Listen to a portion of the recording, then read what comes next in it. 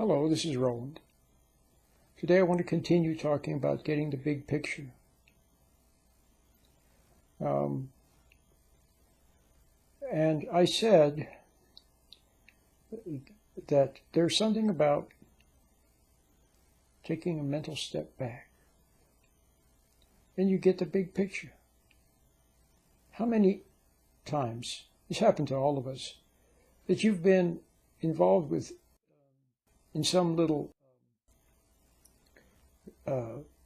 conversation or some issue with someone, and all of a sudden you get the big picture.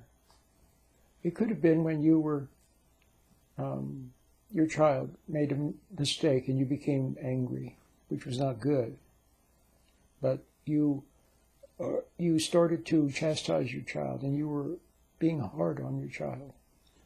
And all of a sudden you saw a little tear in your child's eye, or you saw the little way that she was wringing her hands, or that he was blinking his eyes.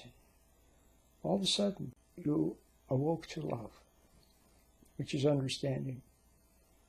And all of a sudden you realized that it's not a big deal. What you were making a big deal over, the fact that the child spilled a little milk or only did 8 homework problems instead of 10, you suddenly realize it's not a big deal at all. Then you lighten up. See? Or things are put in perspective sometimes when a tragedy befalls. All of a sudden your parent is in the hospital with a heart attack, or your partner, something happens, or something happens to someone who's near and dear to you. And all of a sudden, you see things in perspective, don't you? All the little things that you had made so important, you realize that you're not important at all. See? It doesn't mean that you don't have to do the little things. Yes, you do. You have to pay bills, and you have to prepare dinner. You have to get things organized for tomorrow. Yes, they have to be done, but done with a light touch and not made too important. Okay? So that's getting the big picture. Now, what is it that blocks us from getting the big picture? So if you always had the big picture, you would always have things in perspective. And you would know what's important, what's not important, and you would sense the timing of things. And you would also know when you didn't know. See, sometimes we don't know. We don't know what to do. We don't know what to say. That's honest. But you would also know that. And knowing that, you wouldn't try to make something up. See? You would just wait until you did know. It's getting the big picture. It's having understanding. It's a beautiful quality. Maybe when you were a little child, you saw it occasionally in your parents. Or maybe your dad had that. See? But your mom hated your dad. Gave him a hard time. He was upset and went off to work, and things at work upset him, and he lost it. But he had it at times. Okay? Or maybe you had a boss or someone you knew, a good uncle or a good aunt, grandfather, grandmother, someone who had understanding. Okay? It's beautiful. So that's what you need. If you had understanding for others and for yourself, then life could be good. And the things that happened, you'd be able to deal with them with equanimity. And you wouldn't say the wrong thing and do the wrong thing that you would regret the rest of your life. You know how you say something to someone sometimes? All of a sudden something comes to you, some voice inside says something, and then you say it, and it turns out it's wrong. Well, that was temptation, actually. You know that was temptation? And you voiced what temptation said. See? And it was cruel. It was creatively cruel. And you said it. Then after, the minute you said it, oh my God, what did I say that for? Well, now you know what it was like for Eve in the Garden of Eden. When the serpent said, did God really say not to eat that food? It looks good to me. So Eve went to Adam. She said what she heard, that voice in her mind. She said, did God really say we weren't supposed to eat that? Looks good to me. See. But anyway, she got the idea. You want to have the big picture. You see, and I said understanding. I could also say love. Then you would have love for others and love for yourself. I could also say patience. Patience for others and patience for yourself. Getting the big picture. See. One time I saw an instructional video for managers. And it said, it was talking about having an attitude of friendly neutrality. Let's say that two workers come to you and they say, well, we've got an issue between us. And both workers, so you say, come on in. So they come into your office and they both sit in front of you. And you have an attitude of friendly neutrality. Okay? You're not favoring one or the other. You want to hear what happened. You want to get the facts. You want to explore a little bit and get the big picture. See? Very useful, isn't it, that big picture? So now I get back to the original example, or the one I gave yesterday. Someone's pulling you into an argument. You know how some people do that? And so you find you are getting pulled in. But then all of a sudden, you realize that you're getting pulled in, and you take a mental step back. Some people say, count to 10. It's the same idea. So what is it that interferes with the big picture? I'm getting to the little technique, the little meditational technique that is helpful, that helps you to get the big picture. But before I talk about it, I want to talk about a little bit of the psychology of the big picture and also the meta-psychology of it. So what interferes with getting the big picture? You know what interferes, don't you? Of course you do. One thing is anger. When you get angry, emotions rise up. And then what? Then you have an intensely subjective viewpoint. Why is he saying that to me? Why are they doing this to me? Why does this always happen to me? Why can't he ever see? Anger. It's a judgment. You've made a judgment. So that interferes with getting the big picture.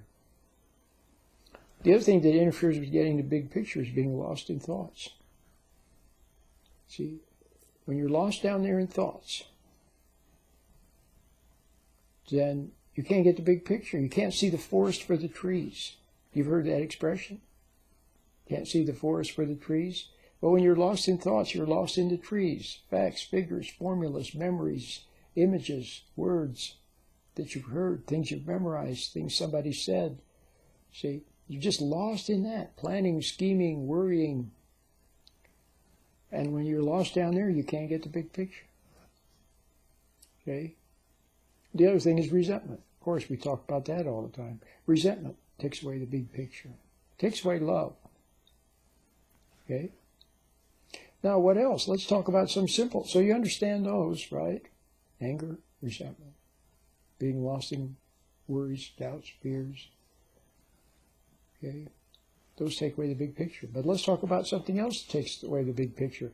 Concentrating too much. Making something too important. So the reason why you're concentrating is because you're making it too important. That's how it starts. Okay? You make something too important. More important than what you know is right in your heart. Okay? So, you're in the grocery store, and you want to get to, you've already made things too important. You want to get out as quickly as possible. And then you see a line that's empty, and then somebody else is rushing for the line. Somebody's going to the line. And so what do? You rush to get ahead of them. Rush, rush, rush. Well, you made it too important. See?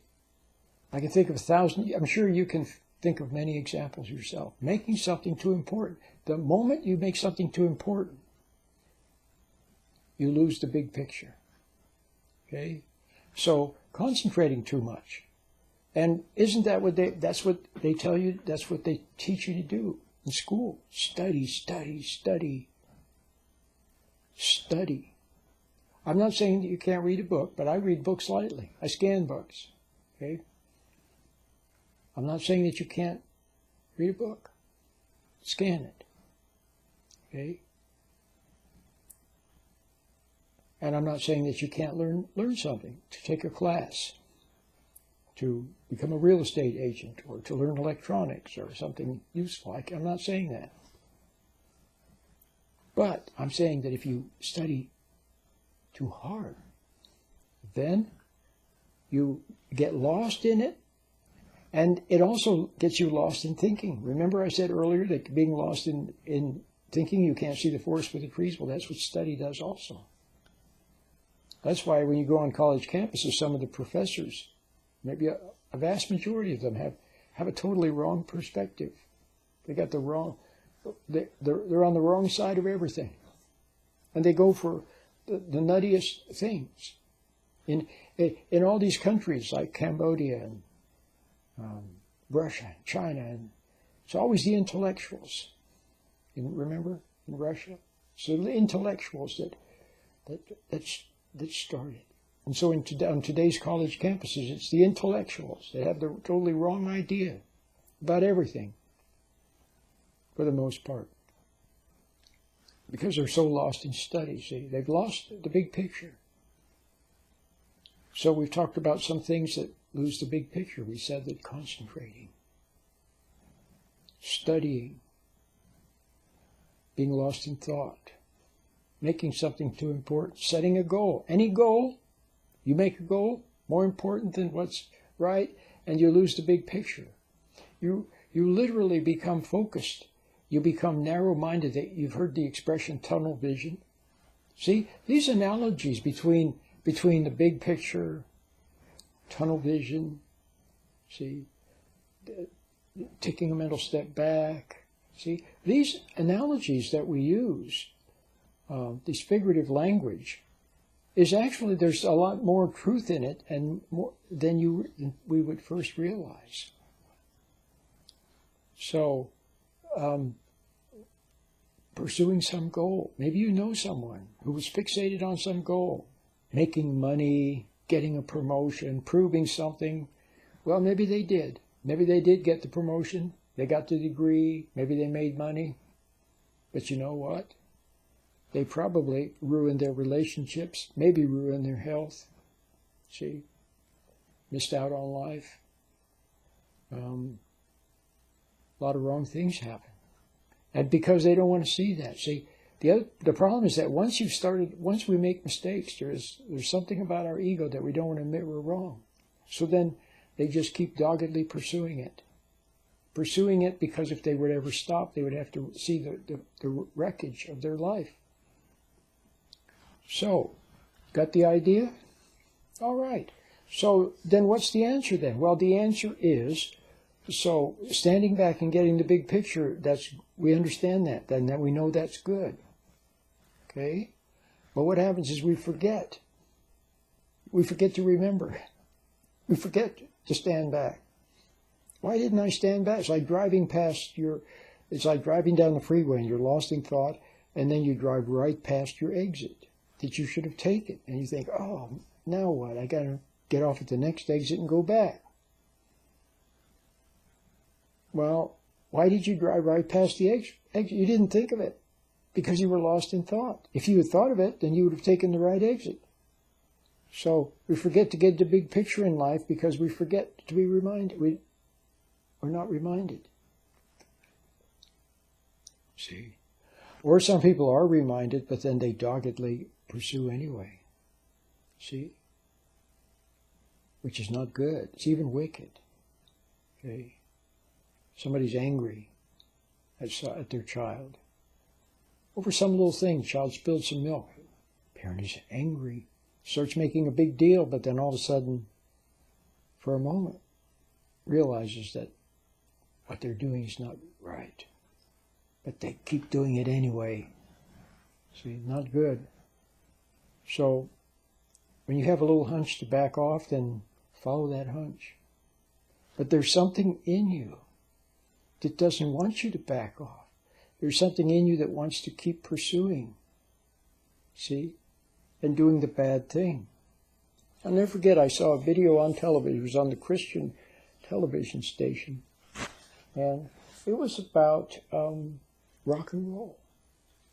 And they were making the point, and using some footage of real rock and roll people saying things, talking about their life. They were saying that some of those people are possessed. And they become good at music. Yeah, because they're possessed. See? But they said that the dark side, that what is it? It's always pushing passion, action, and a sense of urgency. It wants people to be passionate, emotional, and getting into their lusts and into their angers and into their rage. Passion is what it is always pushing for. This dark side, evil, whatever you want to call it. And the other thing is action. It wants you to do it right away. Do it, do it, do it. See? And a sense of urgency. You got to do it. If you don't do this now, you'll never have enough. This is your once-in-a-lifetime opportunity to prove yourself. See? You know that sort of talk. Advertisers take advantage of that, don't they? But anyway, you got the idea, so something in you pushes you forward. See? And then you give in to what's pushing you. Well, that's how we give in to the dark side. See? So much better it would be if you stood back before all of that. If you nipped it in the bud by standing back right away, being reminded right away. Okay, so now, so what would be some basic principles then? We could elucidate some principles that would help you to not go down that path to the point of no return. There's a kind of a point of no return, isn't there, when there's something naughty and you're just about ready to look at it or just about ready to do it. There's a point there where you could turn back. But if you stay there and you entertain it, once you're at that point, you're in danger. That's why in the Bible, sometimes it said, flee from temptation.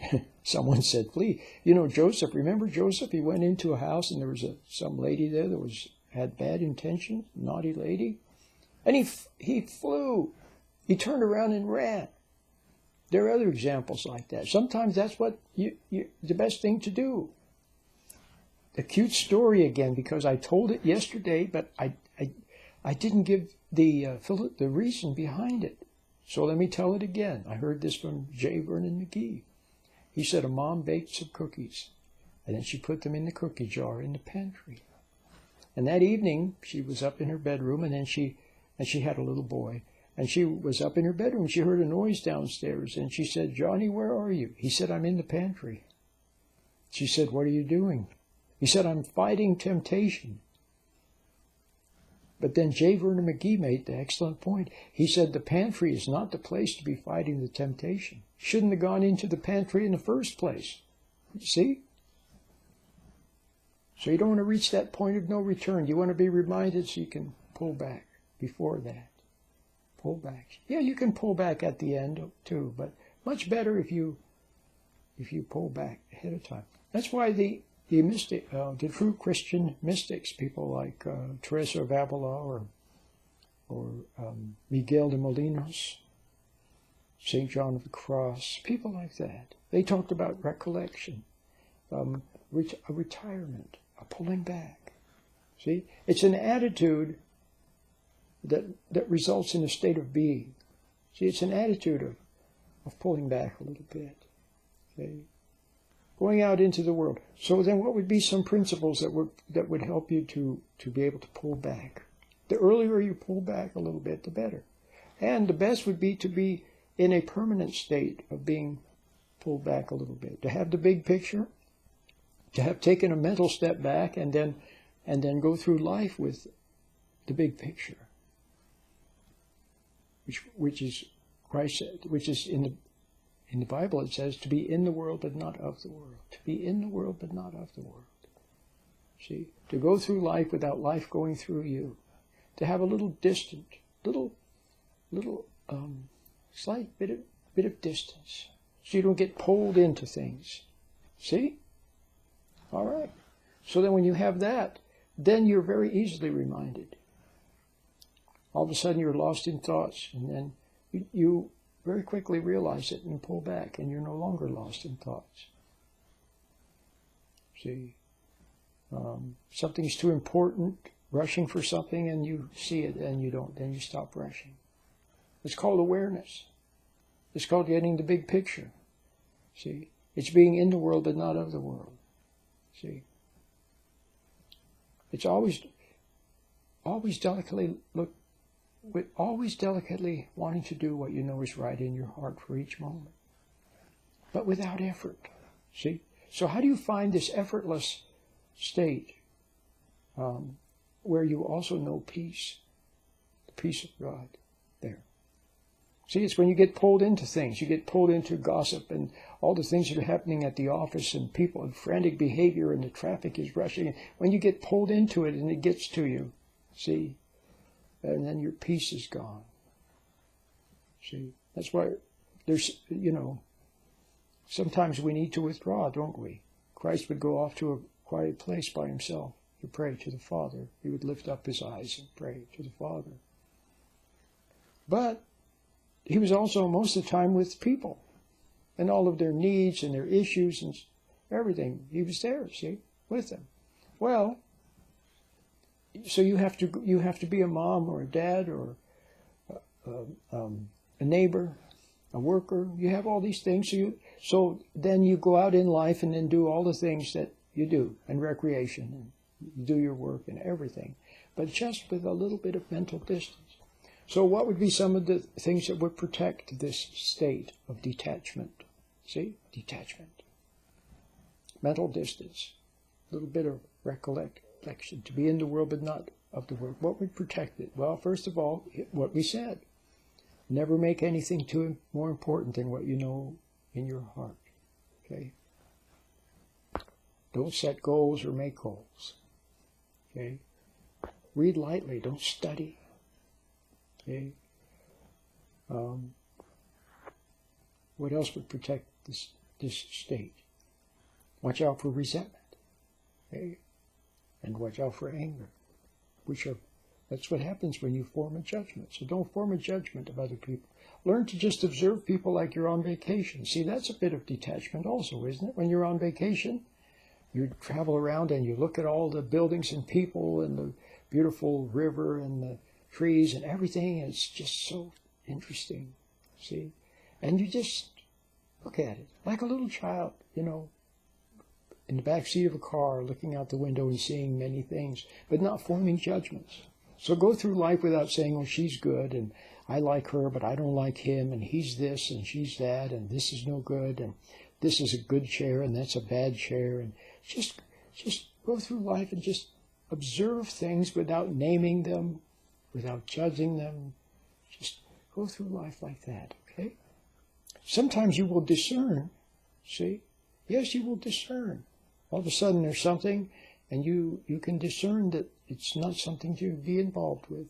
You just discern it. And then you just don't get involved. It's very simple. That's what discerning is. So never make anything more important than what you know in your heart. Okay? Don't study too hard. Okay, it's all right if you're taking a class, you can read the book and everything, but don't get lost in the study. Okay? Don't get lost in thoughts. Pull back. See, lost in thoughts, daydreaming about this or that, or planning the future, or reliving the past. Okay? Don't set goals. Okay? Don't resent people or judge them. Just observe people. If someone has a fault, then see it. If they do something that is not right, then see that it's not right, but just don't hate them for it. Don't judge them for it. See how simple that is? So these things protect that state of having taken a mental step back. Now the little technique that I've talked about is which I've talked about in many of my meditations. The easiest of all is the meditation itself. Close your eyes. Look at the inside of your eyelids. Okay? And look at the little patterns of light, the little particles of light, little pixels of light, little glow of light on the inside of your eyelids. And then at the same time, be aware of your hands. So you feel your hands tingle a little bit as you're aware of them. Okay? And that's the meditation. If you do that 5 minutes. So you're looking at the inside of your eyelids and at the same time aware of your hands. Feel the blood flow into your hands. Notice your hands, okay? So you do that little exercise 5 minutes in the morning and again at noon for 5 minutes and evening 5 minutes. And then as you go out through the day, once in a while you can close your eyes even just for a minute, half a minute or a minute. Okay? If you go on a nice walk, you can sometimes remember to be aware of your hands as you're walking. And when you're sitting somewhere, just sitting quietly in a chair, sometimes you can lift up your eyes. Lift up your eyes. See the clouds and blue sky. It's nice. Be aware of your hands. It gives you a little bit of detachment. And if you start to do that, then you will notice that more and more you will quickly snap out. When you're about to get angry, you won't. See? When you were lost in some kind of thoughts, then all of a sudden you snap out. And you're more present. You're there. See, you're actually there. And you'll discover that you're there for your family, for your partner, for your kids, instead of being lost in a conversation on the iPhone, or lost in texting, or lost in worrying. You'll still be able to do things. You'll be able to do everything. Fill out your tax forms, pay bills, mow the grass, wash the dishes, wash clothes, okay? Go to work, put gas in. You still do everything, but just not with the same mental, emotional involvement. Instead of getting lost in things, see, then you'll have this little bit of detachment, so you'll be calmer. And you'll begin to experience peace of mind. Okay? And you'll be less stressed out. Okay? So it's all good. It's see how simple it is? It's simple. Very simple. But good. Okay?